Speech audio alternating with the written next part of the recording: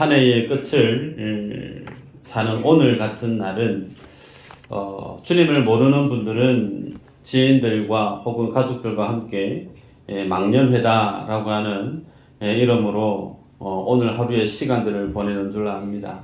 그러나 우리는 하나님을 예배하는 하나님의 자녀들이기 때문에 하나님 앞에 가장 복되고 가장 귀한 한 해의 마무리는 무엇보다도 하나님 앞에 믿음의 교인들과 함께 예배하고 사랑하는 가족들과 주님 안에서 믿음의 선한 교제를 하며 한 해를 마무리하는 것이 가장 의미 있고 복된 한 해의 마무리가 아닌가 싶습니다. 바라기는 올 한 해 여러분의 삶에 그리고 여러분의 가정에 여러분의 일터에 허다의 많은 일이 있었다 할지라도 다가오는 새해는 놀라운 하나님의 은혜가 임하는 모든 믿음의 가정들, 인생들 되시기를 주의 이름으로 축복합니다. 아멘 하신 분들만 임하기를 축복합니다. 꼭 이렇게 하셔야 돼요. 지난 시간에 제가 말씀을 주일 오후 때 드렸던 말씀이 뭐였냐면 아내들이여 남편에게 뭐 하라고요? 기억나십니까? 복종하라 그랬습니다. 오늘은 하나님 앞에 우리의 가정이 새해를 맞이하면서 더욱더 복된 가정이 되기 위해서 주님 우리에게 말씀해 주시는 복된 가정이 되기 위한 그 비밀, 그 뜻을 알아가는 시간 되었으면 좋겠습니다. 한번 여쭤봅니다. 한 주간 동안 내 사랑하는 아내가 남편 된 나에게 남달리 더 살갑고 공손하고 존경 어린 눈빛으로 남편인 나를 잘 섬겨주셨던가요? 남편분들 한번 대답해 보시길 바랍니다. 대답을 한 번도 안 하셨네요.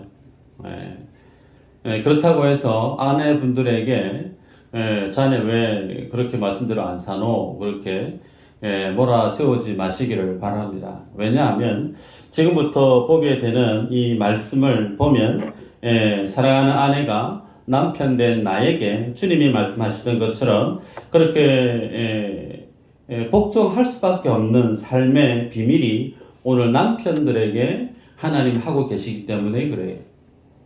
더더욱이 더 중요한 것은 아내에게 명했던 하나님의 명령, 남편들에게 복종해라 라고 하는 말씀보다 더 무거운 말씀이 소위 남편들에게 오늘 하나님 하고 계시기 때문에 이 말씀을 잘 새겨 들으셔서 여러분의 가정이 더욱더 주님이 기뻐하시고 원하시는 믿음의 복된 가정들 되시기를 주의 이름으로 축복합니다. 읽었던 본문의 25절을 보면요. 남편들아 아내 사랑하기를 그리스도께서 교회를 사랑하시고 그 교회를 위하여 자신을 주심같이 하라 그랬습니다. 사도 바울은 에베소 교회 성도들 중에 남편들에게 이렇게 말씀을 합니다. 아내를 사랑해야 되는데 아내를 어떻게 사랑해야 되는가? 마치 예수 그리스도께서 교회를 사랑한 것 같이 사랑해라. 그 모습은 교회를 위해서 자신을 주신 것처럼 그렇게 아내를 사랑해야 된다라고 소위 남편으로 살아가고 있는 성도 혹은 남편으로 살아갈 예비 남편 된 모든 형제들에게 이 말씀을 하고 있습니다. 그래서 남편이 아내를 사랑하는 것이 무엇에 해당되어지는 것이냐면 하나님께 모든 남편들이 그리스도께 복종하는 것과 같다는 거예요. 우리 하나님은 인류를 하나님의 예정된 영혼들을 구원하시면서 하나님이 뜻하신 계획이 무엇이었느냐면 예수 그리스도 발 앞에 모든 만물이 굴복하고 엎드려 복종하는 것을 주님이 원하신다라고 얘기했습니다.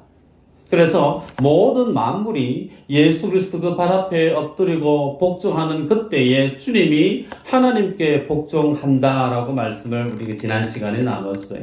그래서 큰 하나님의 나라에 완성되어져 가는 완성될 그 하나님의 나라의 모습 속에는 모든 만물이 그리스도 발 앞에 순종하고 엎드리는 그 모습이 곧 완성되어지는 하나님 나라의 모습이에요. 그러니까 하나님의 나라가 완성되어지는 그 모습이 가장 어디서부터 일어나야 되느냐면 우리가 살아가고 있는 가정 안에서부터예요.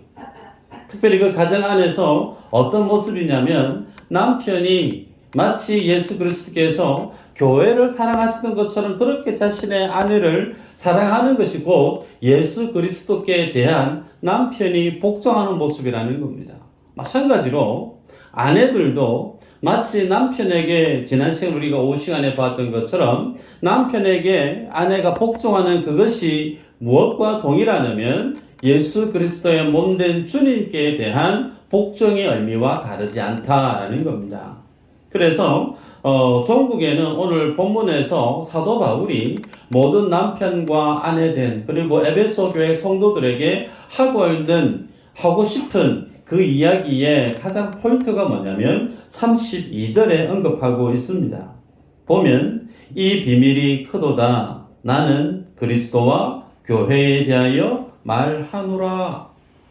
지금 사도 바울이 남편들에게 아내를 주님이 교회를 사랑하는 것처럼 당신은 그렇게 아내를 사랑해야 됩니다. 그리고 지난 시간에 봤던 것처럼 아내된 여러분들이요 사랑하는 남편에게 복종하셔야 됩니다. 소위 가정사에 대해서 지금 이렇게 하세요 저렇게 하세요 말하고 있는 이것이 종국에는 무엇을 설명하기 위한 모형이냐면 하나님의 교회, 그 하나님의 나라에 있습니다.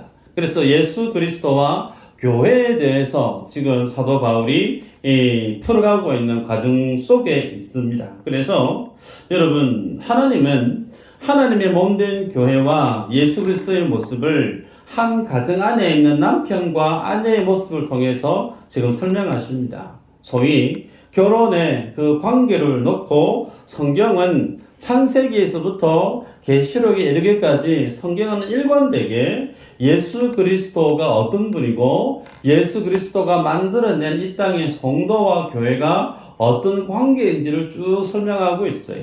여러분, 교회와 성도는 예수 그리스도 안에서 어떤 존재인가 한번 따라할까요? 신부와 같다. 네. 우리 남자분들은 신부로 살아본 적이 없어서 조금 당황스러울지 모르겠지만 하나님 안에서는 모든 존재가 남녀 토탈 하나님 안에서 신부와 같다고 성경이 말씀합니다. 그러면 신부된 나는 신랑이 누구예요? 예수 그리스도 주님이시죠. 그래서 성경은 모든 이 땅에 하나님의 구속함을 입은 주의 자녀들이 예수 그리스도 앞에 선 거룩한 순결한 신부와 같다라고 성경은 우리에게 말씀합니다. 그리고 그 신부된 그 아내를 남편이 마치 주님이 교회를 사랑했던 것처럼 이렇게 사랑하라라고 말씀하시는데, 자, 그러면 여기에서 하나님이 교회된 하나님이 예수 그리스도의 신부된 소위 이스라엘 백성들, 교회, 하나님의 성도, 그들을 어떻게 사랑하셨는지를 우리가 성경을 통해서 한번 찾아보도록 하십시다. 그래야만이 예수님이 어떻게 성도들을, 교회들을 사랑하시는지에 대해서 우리가 밝히 알아야 내가 그 사랑의 기준에 따라서 주님이 내게 지금 명하고 있는 아내된 내 아내를 어떻게 사랑해야 될지를 보게 되죠. 호세아서 2장 16절에서 20절 말씀을 제가 읽어드립니다. 여호와께서 이르시되 그날에 네가 나를 내 남편이라 일컫고 다시는 내 바알이라 일컫지 아니하리라. 내가 바알들의 이름을 그의 입에서 제거하여 다시는 그의 이름을 기억하여 부르는 일이 없게 하리라. 그날에는 내가 그들을 위하여 들짐승과 공중의 새와 땅의 곤충과 더불어 언약을 맺으며 또 이 땅에서 활과 칼을 꺾어 전쟁을 없이 하고 그들로 평안히 눕게 하리라. 내가 내게 장가들어 영원히 살되 공의와 정의와 은총과 긍휼이 여김으로 내게 장가들며 진실함으로 내게 장가들리니 네가 여호와를 알리라. 여러분 읽었던 호세아서 2장 16절에서 20절에는 이스라엘 백성들에게 하나님이 내가 내게 장가든다라는 표현을 무려 19절 이후로 보면 3번 반복하고 있어요. 그래서 하나님 앞에 서 있는 이스라엘 백성들은 하나님의 신부와 같은 존재임을 주님이 밝히 선언합니다.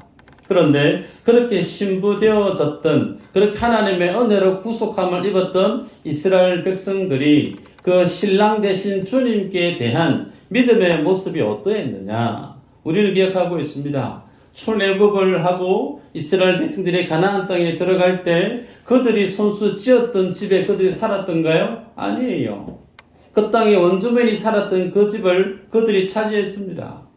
그들이 파종하지 않았던 씨앗을 그들이 거둬들여서 먹게 했습니다. 소위 그냥 빈손으로 들어가서 집도 주고 먹거리도 주고 땅도 주고 살아갈 수 있는 그 모든 것들을 주님이 다 허락해 주셨다는 거예요. 그래서 그들에게 시민으로서의 자유함도 주었고 그들에게 모든 삶의 필요들을 다 채워주셨는데, 그렇게 그들을 구원했던 하나님께 대해서 그들이 믿음의 모습을 보였던 삶의 모습은 하나님이 아닌 다산의 풍요의 신으로 일컬어졌던 바알을 섬겼다는 거예요. 그래서 하나님이 아닌 바알을 섬겼던 이스라엘 백성들을 하나님은 어떻게 해요? 징계하신다는 거예요.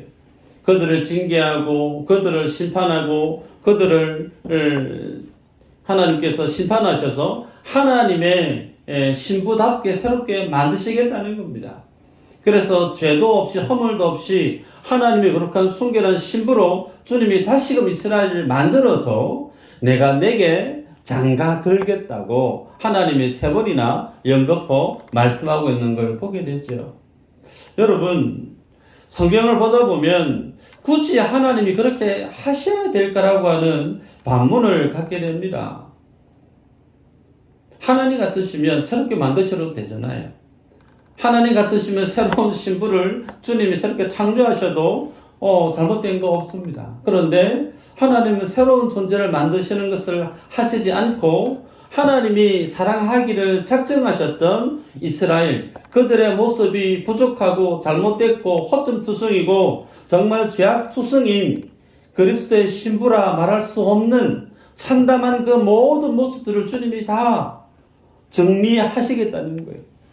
그래서 결국에는 예수 그리스도의 신부다운 존재로 주님이 그들을 만들고 난 다음에 기필코 반드시 내가 이스라엘과 결혼생활 하고야 말겠다라고 주님이 말씀하십니다.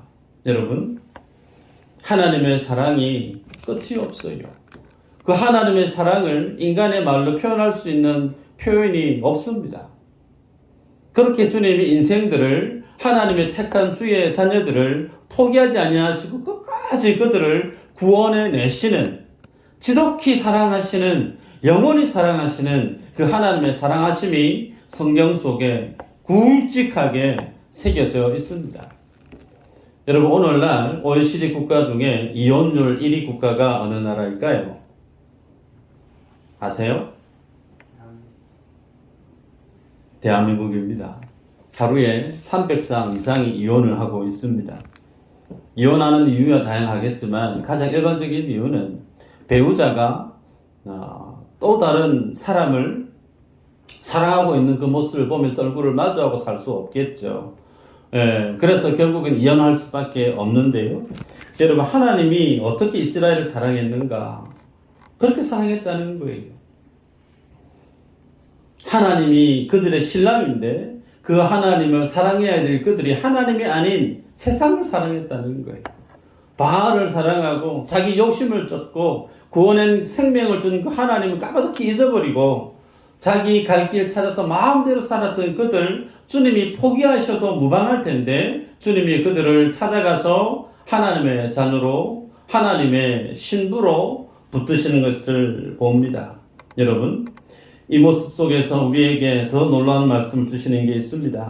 이사야서 54장 6절 이후로 제가 읽어드리면요, 여호와께서 너를 부르시되 마치 버림을 받아 마음에 근심하는 아내, 곧 어릴 때에 아내가 되었다가 버림을 받은 자에게 함과 같이 하실 것입니다. 내 하나님께서 말씀하셨느니라. 내가 잠시 너를 버렸으나 큰 긍휼로 너를 모을 것이요, 내가 넘치는 진노로 내 얼굴을 내게서 잠시 가렸으나 영원한 자비로 너를 긍휼히 여기리라. 내 구속자 여호와께서 말씀하셨느니라. 이는 내게 노아의 홍수와 같도다. 내가 다시는 너의 홍수로 땅 위에 범람하지 못하게 하리라 맹세한 것 같이 내가 내게 노하지 아니하며 너를 책망하지 아니하기로 맹세하였노니 산들이 떠나며 언덕들은 옮겨질지라도 나의 자비는 내게서 떠나지 아니하며 나의 화평의 언약은 흔들리지 아니하리라. 너를 긍휼히 여기시는 여호와께서 말씀하셨느니라. 여러분, 산이 무너지고 언덕이 옮겨진다 할지라도 하나님께서 이스라엘 백성들의 그 죄악된 모습을 다 기억하고 있지만 그럼에도 불구하고 그들과 뭐 하신다고 하시냐면 화평의 언약을 맺겠다 그렇게 말씀하십니다. 그리고 화평의 언약은 결코 흔들리지 않는다라고 말씀을 하세요. 소위 하나님 떠나서 다른 사람을 기웃거리고 다른 사람을 가슴에 품고 살았던 여인을 내쳐도 무방할 텐데 그 잘못된 모습을 주님이 다 품으신다는 거예요. 그러면서 다시금 언약을 주십니다. 너와 내가 맺는 이 언약은 영원한 화평의 언약이다. 그 말의 의미는 이스라엘 자녀의 모습이 어떠하든 하나님이 그들에 대한 하나님의 사랑을 절대로 포기하시는 법이 없다라는 겁니다.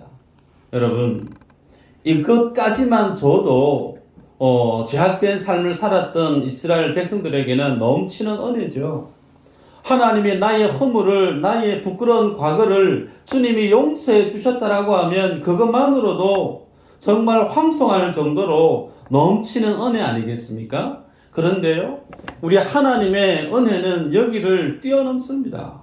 우리 하나님의 놀라운 사랑하심은 넘치는 그 사랑의 언약, 흔들리지 않는 영원한 약속을 주신 것을 뛰어넘어요. 어느 정도로 뛰어넘는가 볼까요? 마태복음 26장 26절에서 28절인데요. 제가 읽어드릴까요? 같이 한번 읽어보십시다. 26절 시작.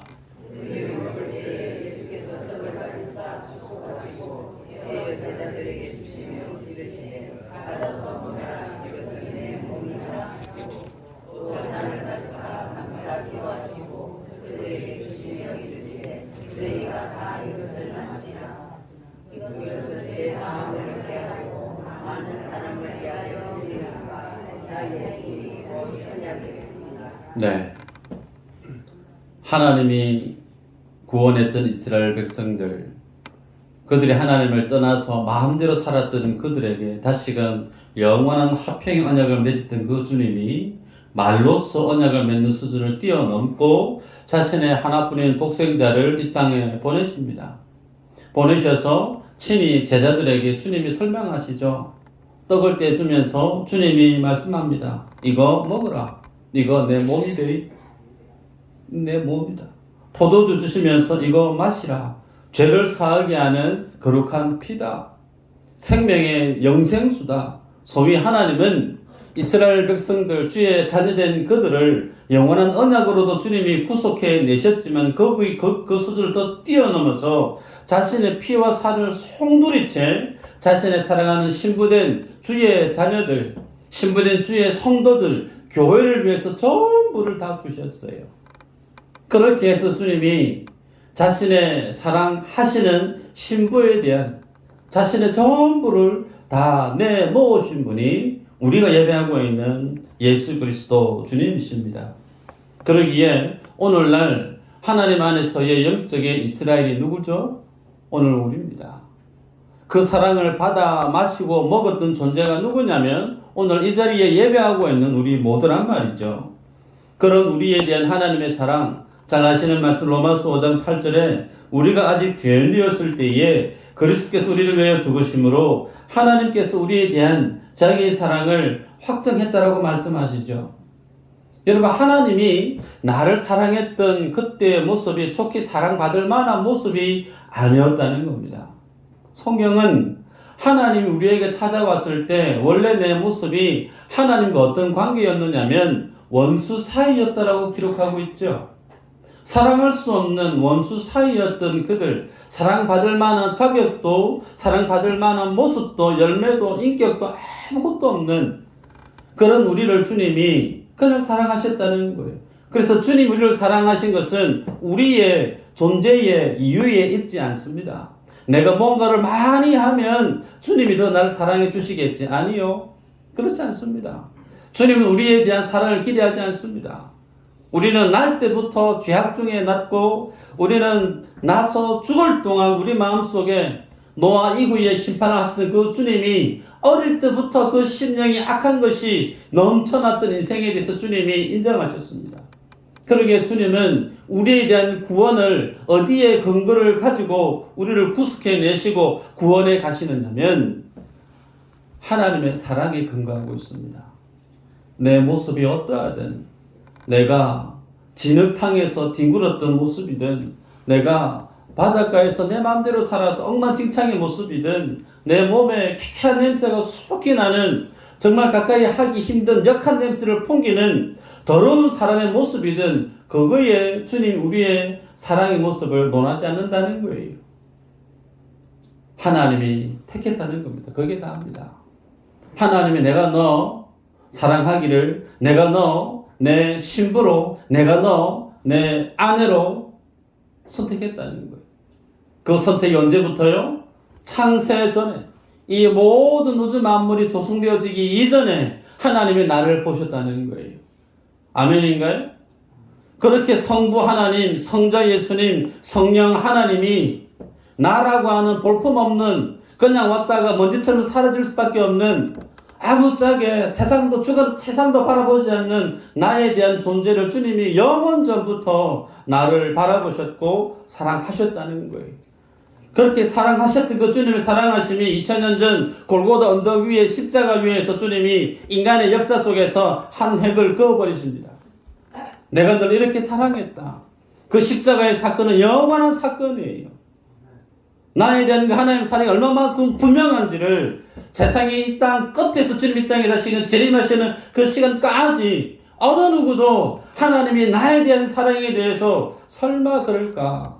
그 하나님의 사랑이 설마 그럴까? 어느 누구도 나에 대한 그 하나님의 사랑을 의심하지 못하게끔 완전한 하나님의 사랑에 대한 확증을 십자가 위에서 마무리를 해버리셨다는 거죠.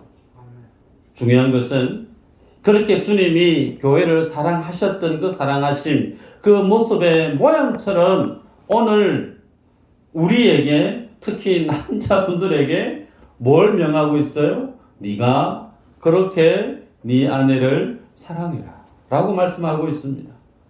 그러기에 성경에 있는 내용을 그대로 적용하면요, 내 아내가 다른 남자를 좋아한 거예요. 내 아내가 집 떠나서 다른 남자와 함께 생활을 했던 거예요. 집에 대해서 아내로서 엄마로서의 삶을 전혀 살지 않고 가정을 떠나버렸던 그런 아내, 그런 여성을 어떻게 해요? 살 찢어서 피 흘려서라도 사랑해서 그 자리에서 다시금 돌이켜서 내 아내로 삼아라 라고 말씀하고 있습니다. 이 그리스도의 사랑을 우리가 제대로 이해할 수 있다면 믿는 성도의 가정 안에는 이혼이 있을 수 있을까? 없어요. 없어요. 이 사랑을 받아 먹고 이 사랑을 알고 이 사랑에 대해서 내가 분명히 깨닫고 있다라고 하면 믿는 성도, 하나님이 짝지어준 그 가정 안에서의 이혼은 있을 수가 없죠. 그런데 그 사랑에 대해서 우리가 모른다는 거예요.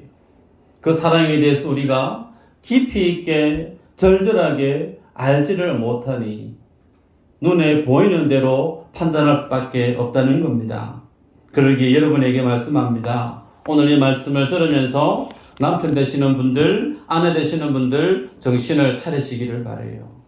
소위 내 아내가 마치 나에게 복종하듯이 정말 그렇게 복종하면 내가 내 아내를 그렇게 사랑할게요 라든지, 반대로 남편이 정말 주님의 교회를 사랑했던 것처럼 나를 그렇게 사랑해주면 내가 왜 남편에게 복종하지 않겠습니까? 남편이 나를 먼저 그렇게 사랑해주면 내가 내 남편에게 그렇게 섬기겠습니다. 그 말이 성립이 가능한가? 안 된다는 거예요. 따로입니다. 하나님은 아내에게 주신 명령이 있고 하나님은 남편에게 주신 명령이 각각 따로예요. 그래서 아내의 모습이 어떠하든 주님이 남편 된 나에게 주신 말씀이 이와 같으면 그 말씀 그대로 말씀 앞에서 자신을 세워가야 될 책임이 있는 겁니다. 남편의 모습이 어떠하든 아내 된 나에게 주님이 이 말씀을 주셨다라고 하면 그 모습과 상관없이 나는 그 말씀 앞에서 나의 믿음의 삶을 세워가야 될 책임이 있다는 거죠. 오늘 주님이 남편에 대해서 다시금 얘기하는 거 볼까요? 골로새서 3장 19절에 남편들아 아내를 사랑하며 괴롭게 하지 말라 그랬습니다. 자, 여기에서 사랑하며라고 하는 사랑이란 말이 아가파오라고 하는 말입니다. 아가파오라고 하는 이 사랑의 의미는 헌신적인 사랑을 뜻합니다. 마치 부모가 사랑하는 자녀를 양육하는 헌신적인 자기 희생적인 사랑을 표현할 때 아가파오라고 하는 사랑이란 말을 씁니다. 자, 그러면 남편이 아내에게 아가파오적인 사랑으로 사랑을 하라고 하는 거예요. 마치 부모가 사랑하는 자녀를 사랑하는 것처럼 그렇게 희생적이고 헌신적인 사랑을 하라고 얘기합니다. 그러면 그 아가파오라고 하는 사랑의 구체적인 모습이 어떤 사랑인가 볼까요? 읽었던 내용인데요. 26절에서 28절을 밝히죠. 이는 곧 물로 씻어 말씀으로 깨끗하게 하사 거룩하게 하시고 자기 앞에 영광스러운 교회로 세우사 티나 주름 잡힌 것이나 이런 것들이 없이 거룩하고 험이 없게 하려 하심이라. 이와 같이 남편들도 자기 아내 사랑하기를 자기 자신과 같이 할지니 자기 아내를 사랑하는 자는 자기를 사랑하는 것이라. 여러분, 자기 아내를 사랑하는 것이 누구를 사랑하는 거라고요? 자기를 사랑하는 것이라. 지금 하나님은 가정 안에 남편이 있고 아내가 있는데 이 두 사람을 따로 구분해서 보지 않습니다. 따로 구분해서 보지 않아요. 남편과 아내를 하나로 봅니다. 그래서 남편과 아내가 가정 안에서 하나의 생명인 것처럼 교회와 예수 그리스도 분리할 수 있을까요? 분리할 수 없어요. 교회의 머리는 예수 그리스도십니다. 머리 없이 걸어다니는 사람 본 적 있어요? 없습니다. 간혹 팔이 없거나 다리가 없거나 어디가 잃어버린 분들은 간혹 계실지 모르죠. 머리 없는 분이 돌아다니는 건 없어요. 그 말은 교회와 예수 그리스도는 생각할 수가 없다는 거예요. 마찬가지로 남편과 아내, 가정 안에서의 두 남녀는 따로따로 분리해서 생각할 수가 없다는 겁니다. 마치 그래서 남편은 자기 아내를 어떻게 사랑해야 되는가? 깨끗하게 하고 거룩하게 하고 티나 주름 잡힌 것이나 흠이 없게 사랑해야 된다. 그렇게 거룩하고 아름답게 그렇게 아내를 사랑하는 그 모습, 종국에는 무엇을 내다보게 하냐면 교회를 세우게끔 명하고 있는 것을 봅니다. 그래서 남편은 성경이 주는 명령이 뭐냐면 아내를 바라볼 때 아내의 모습을 통해서 뭘 바라볼 수 있어야 되냐면 아름답고 영광스럽고 거룩하고 완전한 교회의 모습을 아내의 모습 속에서 발견하실 수가 있어야 돼요. 그걸 하게 하기 위해서 하나님은 남편에게 그 책무를 맡기셨다는 겁니다. 그래서 그 아내의 연약함과 그 아내의 부족함에 대해서 모든 있는 힘을 다 동원해서 남편은 그 아내가 주님이 처음에 만드셨던 에덴 동산에서 죄 없었던 아담과 하와를 통해 주님이 창조했던 가정교회, 죄가 오염되지 않았던 교회의 원형의 그 모습을, 가장 이상적인 교회의 그 모습을 남편에게 명령하고 있는 거예요. 그러기에 여러분, 우리들은 모든 남편 되신 분들은 아내를 책임을 지셔야 됩니다. 어떤 부분에서의 책임인가? 그 아내를 통해 완성되어질 영광스러운 하나님의 교회의 모습이 내 아내 속에서 일어나게끔 그 원리는 사랑함에 있죠. 사랑함에 있습니다. 내가 그 아내를 끝없이 사랑함으로 그 아내는 주님이 만들어 주셨던 처음 가정교회 원형의 그 모습을 주님이 보기를 원한다는 거죠. 말씀을 맺습니다. 여러분, 우리들은 예수님을 믿고 때로는 세례를 받고 교회 안에서 직분을 받고 신앙생활을 합니다. 여쭤볼까요? 여러분들은 예수님을 믿고 구원 받으셨습니까? 5분 안 믿으신 것 같은데요. 예수님을 믿고 구원 받으셨으면 구원 받은 것이 신앙생활의 전부가 되어서는 안 됩니다. 구원 받은 것은 우리가 아는 것처럼 이제 시작이죠. 시작이에요. 내가 예수 믿고 신앙생활하며 내가 주님으로 구원을 받았다라고 하면 주님 우리에게 그 구원을 주신 목적이 있어요. 그 목적은 하나님이 기뻐하시는 영광스러운 교회로 자라나라는 겁니다. 주님이 이걸 우리 모두에게서 찾으십니다. 흠도 티도 없고 주름 잡힌 것도 없는 정말 깨끗하고 온전한 하나님의 사랑을 고스란히 표현하고 있는 하나님이 만드신 완전한 교회의 그 모습이 되기까지 자라날 것을 주님이 우리에게 말씀합니다. 2023년 여러분 1년이라고 하는 시간이 여러분의 인생의 나이테에 한 줄로 그어졌을 줄 압니다. 1년이라는 시간이 참 빨리 지나가는 것 같아요. 그 1년이라는 시간 가운데 우리는 어느 정도로 주님 안에서 성숙했고 믿음의 모습이 자라났는가. 정말 주님이 기뻐하시는 믿음의 가정, 정말 주님이 만드셨던 교회 원형의 그 모습이 내 가정 안에서 이루어져 가고 있는가.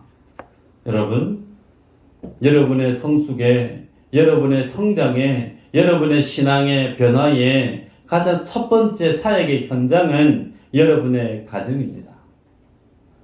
여러분의 가정이 남편이 성숙하고 성장하는 것처럼 여러분의 아내가 성숙하고 성장해져서 1년이라고 하는 시간이 또 훌쩍 가고 또 내년이라는 시간이 또 분명히 이날 이 순간에 올 텐데 또 시간이 또 훌쩍 가고 그러면 그 시간의 나이테가 우리 삶들 속에 하나씩 그어지는 것만큼 우리는 주님 안에서 주님이 기뻐하시는 교회의 모습으로 자라나야 된다는 거죠. 여러분, 선교지에서 선교사들만 순교하는 거 아니에요. 그 순교보다 더 처절하고 더 힘든 순교의 현장이 어디냐면 여러분이 살아가고 있는 삶의 현장입니다. 여러분이 매일 아침 생활하고 여러분이 매일 저녁처럼 주무시는 그 모든 가정이라고 하는 그 공동체, 그 현장이 여러분이 일상 속에서 주님 앞에 살아내야 될 생활의 순교의 현장이라는 거예요.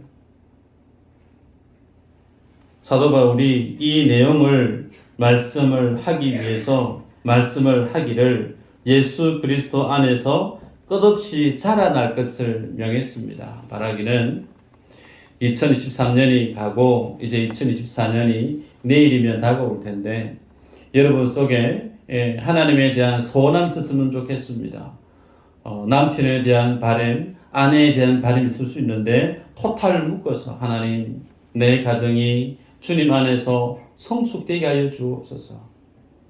보다 주님을 닮아가는 남편 되게 하시고 보다 주님을 닮아가는 아내 되게 하여 주옵소서.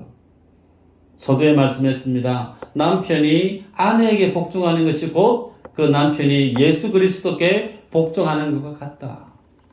아내가 남편에게 복종하는 것이 아내가 주님께 복종하는 것과 다르지 않다 그랬습니다. 이 믿음의 원리가 여러분의 삶들 속에, 가정 속에 깊게 뿌리내려져서 바라기는 올해보다 비교할 수 없을 정도로 더 행복한 복된 가정으로 변화되고 자라나기를 주의 이름으로 축복합니다. 기도합니다.